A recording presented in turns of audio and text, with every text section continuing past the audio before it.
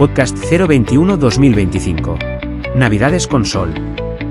Hay una imagen que se repite cada diciembre y que, si te paras a pensarla, es profundamente extraña. Ajá. Un muñeco de nieve de plástico sonriendo mientras se derrite bajo el sol en un jardín de Andalucía. O un Papá Noel sudando la gota gorda con su abrigo de piel en un centro comercial. Ese. Mientras fuera la gente va en manga corta. Es una contradicción que tenemos tan normalizada que ya casi ni la vemos.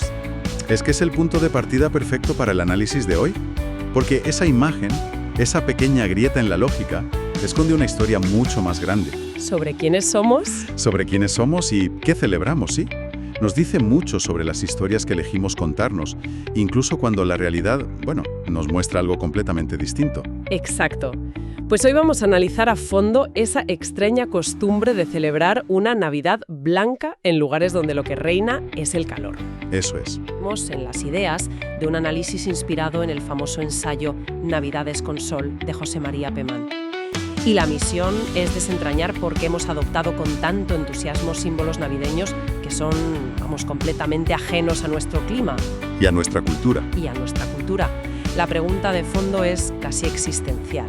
¿Necesitamos disfrazarnos de un invierno que no es el nuestro para poder sentir de verdad la Navidad? Y es crucial entender que esto va mucho más allá de un simple debate sobre decoración, ¿sabes? Sobre si poner un pino o una palmera. Claro, no es tan simple. No, es una reflexión sobre identidad cultural, sobre la fuerza del consumismo global y, en última instancia, sobre qué significa la palabra tradición hoy en día. El análisis que vamos a desgranar distingue muy bien entre lo que es un intercambio cultural, algo que siempre es enriquecedor, y lo que podríamos llamar una imitación ciega. Una imitación que vacía de contenido lo nuestro. Exacta. Un acto que, sin darnos cuenta, puede vaciar de contenido nuestras propias costumbres. De acuerdo, pues empecemos por el principio, por esa paradoja, la de la Navidad importada. El fenómeno es evidente. Totalmente. Llega diciembre y las calles, los colegios, nuestras propias casas, se llenan de imágenes que parecen sacadas de una película rodada en Noruega o en Canadá, no aquí. Totalmente. Es casi un caso de disonancia cognitiva a escala nacional, ¿sabes? Me gusta esa idea, la disonancia cognitiva. Es esa sensación extraña que se produce cuando lo que ves no encaja con lo que sientes. Tu cerebro ve una cosa, la nieve artificial, los abetos, los renos, mientras tu cuerpo siente otra, el calor de diciembre, el sol en la cara, y esa contradicción constante genera una tensión, una especie de decorado que no acaba de encajar con la obra. Es que es exactamente eso. Vemos renos que jamás han pisado estas latitudes, pinos cubiertos de nieve de spray que desafían cualquier lógica. Y esto nos lleva a una idea central bastante incómoda. A ver. Que de alguna manera hemos interiorizado que para que la Navidad sea auténtica, de verdad, tiene que ser fría y nevada. Claro. Y da igual que la realidad sea que estemos a 30 grados a la sombra. Y ahí está la clave. El problema no es que un niño dibuje un reno. El intercambio cultural es fantástico, no va de eso. No, claro. El conflicto surge cuando asumimos esos símbolos ajenos no como una opción más, sino como los únicos válidos, como el estándar universal de lo que debe ser la Navidad. Claro, como si nuestra Navidad con sol fuera una versión de segunda. Eso es, y ese estándar, claro, no es inocente. Implica que hay una versión premium de la celebración, la del frío y la nieve, y que las demás son, pues en cierto modo, imitaciones de menor categoría. Y en ese proceso, la celebración se va vaciando de su propio sentido para llenarse de atrezo prestado. Deja de ser una vivencia auténtica para convertirse en una representación teatral. Justo. De hecho, el análisis plantea unas preguntas retóricas que son un golpe directo a esa mentalidad. Sí, son preguntas que te obligan a mirar tu propio salón con otros ojos. Por ejemplo, a ver, ¿por qué un pino del norte de Europa nos parece intrínsecamente más navideño que un olivo o un algarrobo de nuestra tierra? Es una pregunta potentísima. ¿Qué proceso mental nos ha llevado a esa conclusión? Y hay otra que va todavía más al fondo del asunto. ¿En qué momento un anciano nórdico vestido de rojo, montado en un trineo, ha conseguido desplazar, en muchos casos, al propio nacimiento de Jesús del centro de la celebración? Ya. No se trata de estar en contra de la figura, sino de entender la sustitución. Exacto. Son preguntas que desarman esa normalidad de la que hablabas al principio. y nos llevan directamente a buscar el origen de esta uniformidad cultural. Que no ha aparecido de la nada, claro. Evidentemente, no nos hemos levantado un día todos de acuerdo en poner un pino de plástico. No, claro que no. Y aquí es donde la cosa se pone seria. El análisis identifica con mucha claridad a los grandes impulsores de este modelo único. Ajá. La publicidad, el cine de Hollywood y toda la maquinaria del consumo global. Son ellos los que, década tras década, nos han presentado ese modelo de Navidad estandarizada como el ideal al que aspirar. Y lo hacen de una manera increíblemente eficaz. No es una imposición directa, es una seducción. Claro. Crean un imaginario visual y emocional tan potente, tan repetido en películas, anuncios, series, que acaba por parecer el único posible. Se convierte en la imagen por defecto en nuestro cerebro. Eso es. Y termina por sustituir al imaginario propio, que quizás era menos espectacular, pero era nuestro. Y para entender la fuerza de este fenómeno, el análisis utiliza un término que es cuanto menos provocador. Lo llama la nueva colonización. Es una afirmación contundente, sí. Busca sacudirnos, ¿no? Claro, busca sacudirnos. Obviamente la fuente no se refiere a una colonización territorial con ejércitos como las de antaño. La perspectiva del autor habla de una colonización cultural y económica. Mucho más sutil. Mucho más sutil, pero igual de efectiva. Es la dinámica por la cual un estándar estético y de consumo que se origina en las grandes potencias económicas del norte se exporta y se impone globalmente como el único deseable. O sea, que no es solo que exporten productos, como el espumillón o las luces LED, sino que exportan un estilo de vida completo. Precisamente. Una forma de celebrar, de sentir y sobre todo de consumir. Exacto. Y este análisis deja claro que no es un fenómeno exclusivo de la Navidad. Se extiende a muchísimos otros ámbitos. Claro, lo vemos en todo. La música que escuchamos y consideramos mainstream, la ropa que vemos en las tiendas y que es de moda, las cadenas de comida rápida. Que asociamos con la modernidad. Justo. Es una dinámica de poder cultural a escala mundial, donde un modelo se presenta como universal y va borrando o relegando las alternativas locales a la categoría de folclore o, peor, antiguaya. Entendido. Es una visión crítica, pero que explica muy bien por qué un centro comercial en Sevilla y otro en Estocolmo se parecen cada vez más en diciembre. Pero es que ahora viene la gran ironía de todo este asunto. Ajá. El dato que desmonta por completo el castillo de naipes, de la Navidad auténtica y nevada, el verdadero momento ajá de toda esta reflexión. Es el giro de guión que lo cambia todo. Totalmente. Porque pone en evidencia la fragilidad de toda esa construcción cultural que dábamos por sentada. Totalmente. La idea es demoledora en su simplicidad. Nos hemos pasado décadas olvidando que las Navidades originales, las de Belén, las del hecho histórico que da origen a la fiesta, Sí. se parecían infinitamente más a una Navidad cálida, a una Navidad con sol que a la postal invernal que nos empeñamos en imitar. Si conectamos esto con el panorama general, la contradicción es mayúscula. Nos esforzamos por recrear un escenario nórdico, frío, nevado, cuando el evento original ocurrió en un contexto radicalmente opuesto. Radicalmente opuesto. El análisis lo detalla con mucha precisión. El nacimiento de Jesús tuvo lugar en un clima mediterráneo, templado, soleado, casi desértico. Vamos a pintar esa imagen. No había abetos frondosos, sino tierra seca, olivos, quizás alguna palmera. El aire no era gélido. No, era templado. Seguramente con el frescor de la noche del desierto, pero templado. Claro. El sonido no era el de los cascabeles de un trineo, sino el de las ovejas, el murmullo de la gente en un pueblo lleno por el censo, el rebuzno de un burro. Exacto. Y el contexto era de una unidad absoluta. Pastores que dormían al raso, un pesebre improvisado en un lugar para animales. El olor a paja, a tierra. Todo bajo un cielo abierto y estrellado, como solo se ve en los lugares sin contaminación lumínica. Ahí no hubo nieve, ni renos, ni espumillón. Ni un árbol decorado. Nada. Nada que ver con la imagen de Papá Noel llegando en su trineo a una casa con la chimenea encendida. Es que son dos mundos opuestos.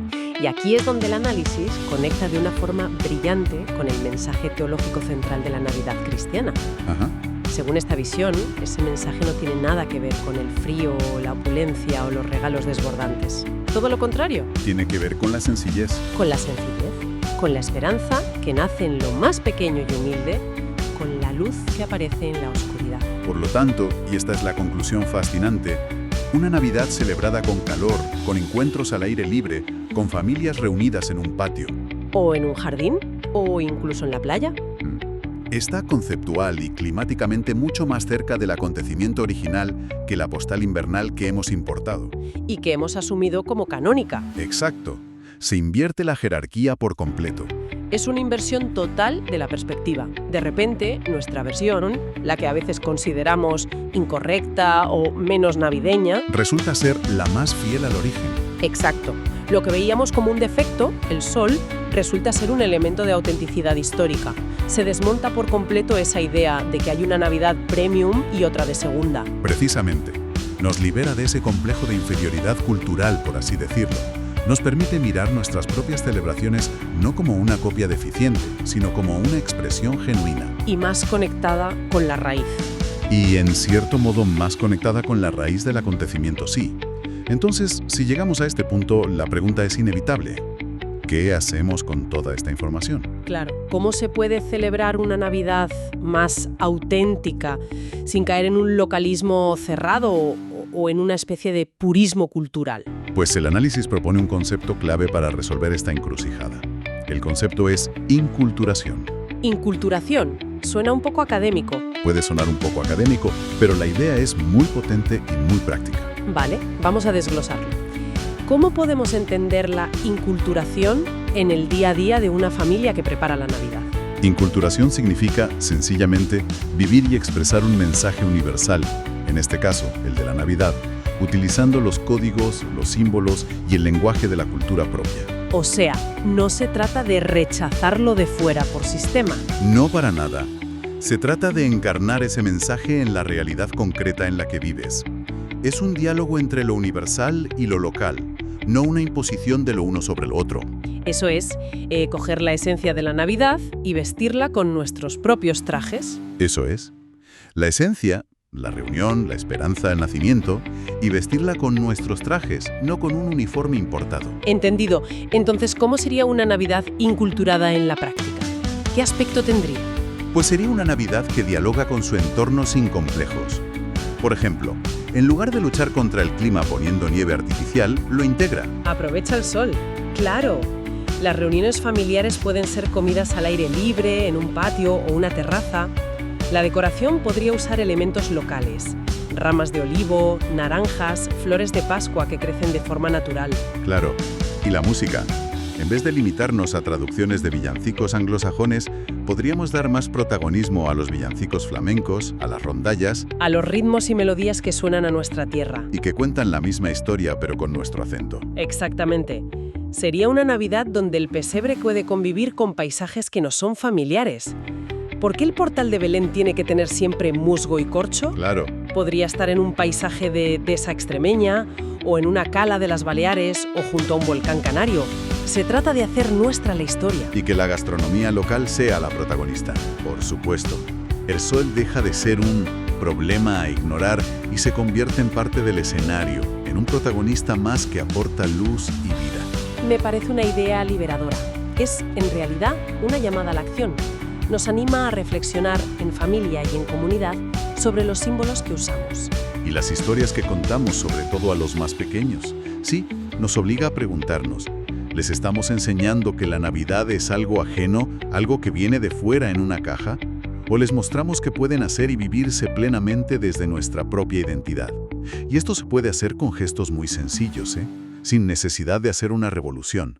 Se trata de tomar decisiones conscientes, Pequeños gestos. pequeños gestos. Quizás este año, en lugar del típico abeto de plástico, podemos decorar un naranjo pequeño o un madroño. O podemos dedicar una tarde a aprender un villancico tradicional de nuestra región que no conocíamos. Son pequeños actos de soberanía cultural. Totalmente. Se trata de integrar el sol y la vida al aire libre como algo natural y valioso, en nuestra celebración, no como un impedimento para una Navidad de verdad. Claro. Hay una frase final de José María Pemán que el análisis recupera y que lo resume todo a la perfección. Creo que sé cuál es. Es brillante en su sencillez. No se trata de pelear contra la nieve, sino de reivindicar el sol. Es fantástica. Es fantástica. No es una lucha contra nadie, no es un rechazo, es una afirmación de lo propio. Es mirar lo que tenemos, nuestro sol, nuestra luz, y decir, esto también es Navidad. Y es una Navidad magnífica.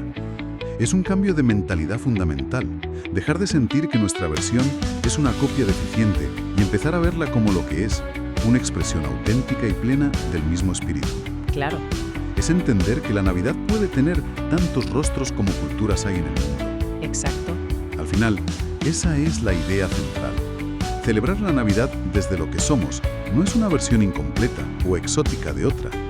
Es en sí misma una forma plena, válida y profundamente significativa. Ajá.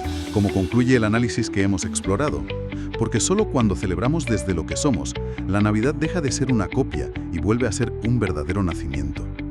Y esto nos deja con una pregunta final, una reflexión para que cada cual se la lleve a casa. A ver, inspirada por todo lo que hemos comentado, la pregunta sería esta. Si tuviéramos que crear una celebración navideña desde cero, absolutamente desde cero, utilizando únicamente los elementos de nuestro propio paisaje, de nuestro clima, de nuestra historia y nuestra música, sin ninguna influencia externa, ¿qué aspecto tendría? ¿A qué sonaría? ¿A qué sonaría? ¿Qué sabores tendría? Quizás en el ejercicio de imaginar esa respuesta encontremos la clave de una fiesta con una verdadera identidad propia.